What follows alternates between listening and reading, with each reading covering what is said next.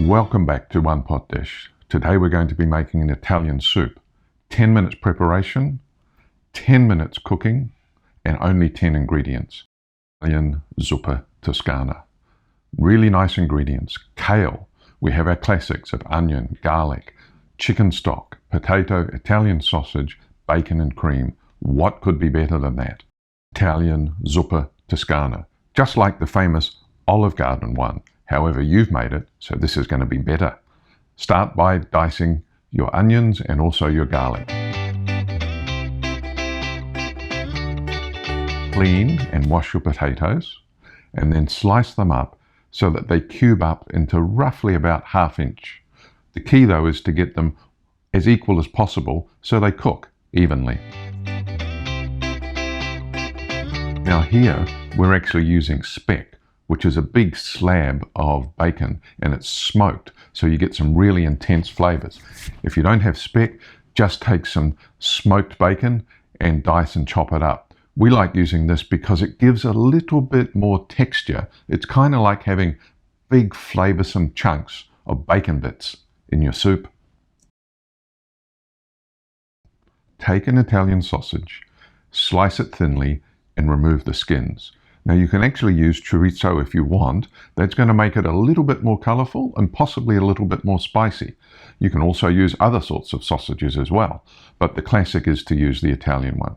Next, let's go to work on our kale. We've given it a wash, and you can either just pull the kale off the stem, or if you're finding it's a little bit resistant to that, take a sharp knife and just slice down the side so that you trim off that rather tough stem.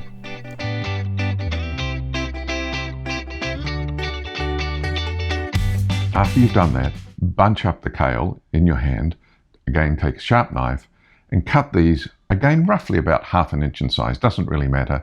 This is going to give you the lovely texture of kale in your soup. It's really nice. Now we should have had, you can see the cutting board moving there, we should have had a wet cloth underneath that just to stop it moving. Makes cutting much safer.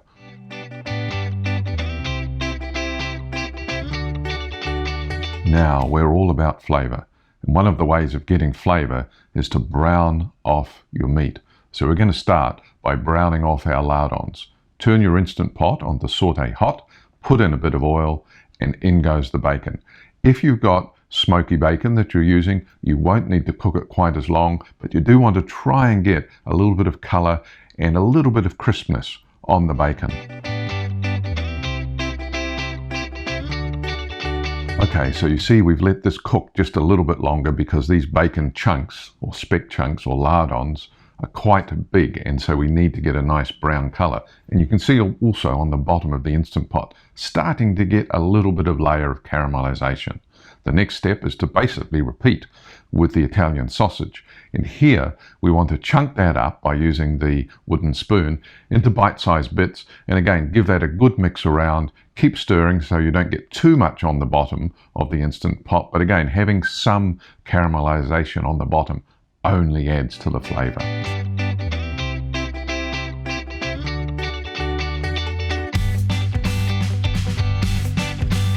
Okay, now we've deglazed the bottom of the pot, and one of the other reasons we want to do that is we don't want to get the burn warning when we do the pressure cooking. Now we're going to leave the small amount of chicken stock that we used to deglaze the bottom of that pot, and we're going to put in the garlic and the onions and just kind of cook those down until they start to go translucent.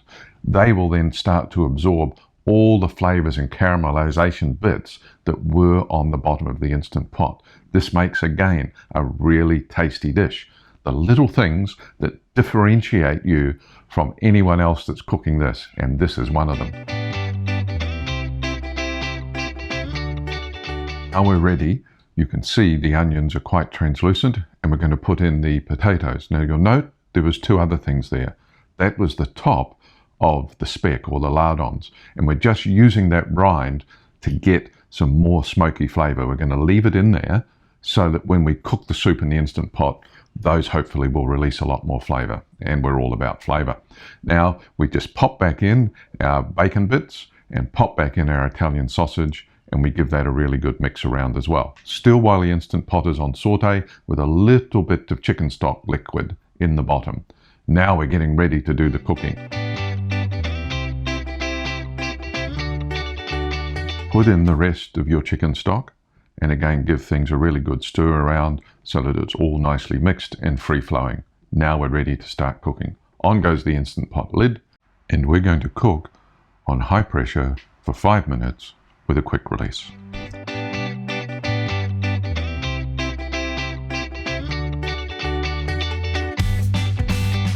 We've had 10 minutes of natural release. We're just covering the top of the Instant Pot before the pin drops so that the steam doesn't go into the camera lens. Off with the lid, and this is what you're left with. Just an amazing looking soup. The next thing we really want to do is just double check that the potatoes are cooked.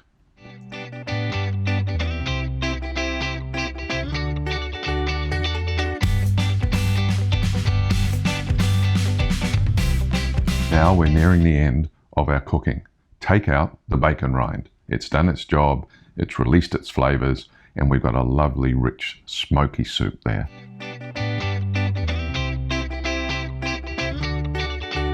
Take our kale that we previously washed and cut up, and that goes into the Instant Pot, and following that we'll also be putting in the cream.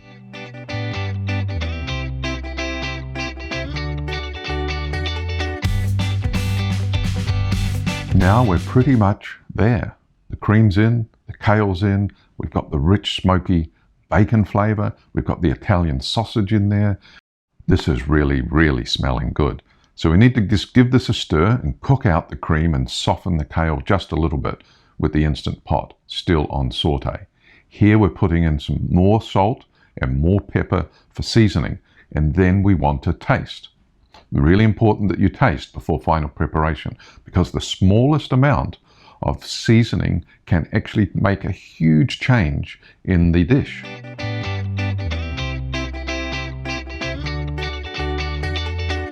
After Rose and I had both tasted this and a little bit of a consultation, we decided to add about 1/4 teaspoon of cayenne pepper.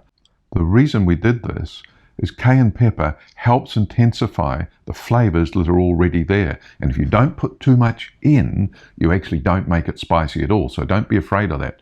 Let's give it one final taste and we're good to go. So thanks for watching this amazing Tuscan zuppa. It was a really nice soup and it freezes well. If you like this video, please give it a thumbs up, and we'd love it if you subscribe to our channel. Thanks again from One Pot Dish, and we'll see you in our next video.